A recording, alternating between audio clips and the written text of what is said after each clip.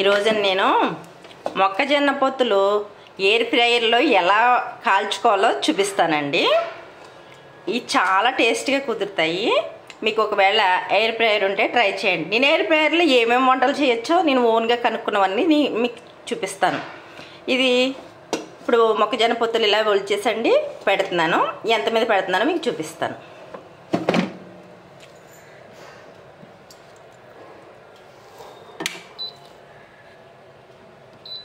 $185 మీద నేను 8 మినిట్స్ పెట్టుకుంటున్నానండి.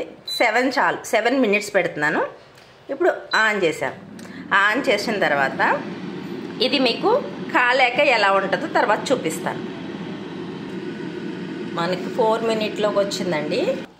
మధ్యలో ఇలా తిరగేసుకున్నాను నేను.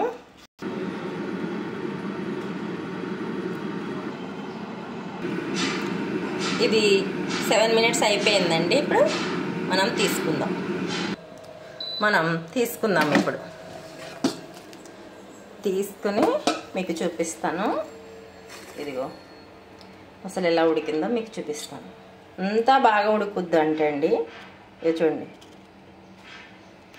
చక్కగా ఉడికిపోద్ది. మనకి ఇలానే తినేసి ఇష్టమైన వాళ్ళు, లేకపోతే మనకి ఇంకా మంచిగా కావాలి అనుకుంటే ఇలా పొత్తు తీసుకుని, అదే బయట కొనుక్కున్న ఫీల్ కావాలి అనుకుంటే ఇలా పొత్తు తీసుకుని చక్కగా స్టవ్ మీద పెట్టుకుని నేను చూపిస్తానండి.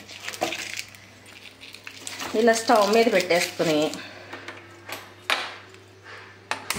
కాల్చుకున్నామంటే హాయిగా మనకి ఏదో బయట కొన్న పొత్తులాగా లుక్ వచ్చేస్తుంది అన్నమాట.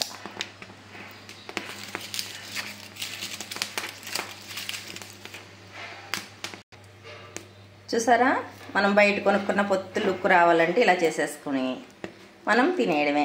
సాయంత్రం మాటలు ఈ వర్షాకాలం చల్లని పొత్తులు రెడీ. అది చూసారా, ఎయిర్ ఫ్రైయర్లో మనకి మొక్కజొన్న పొత్తు రెడీ అయిపోయింది, కాలిపోయింది.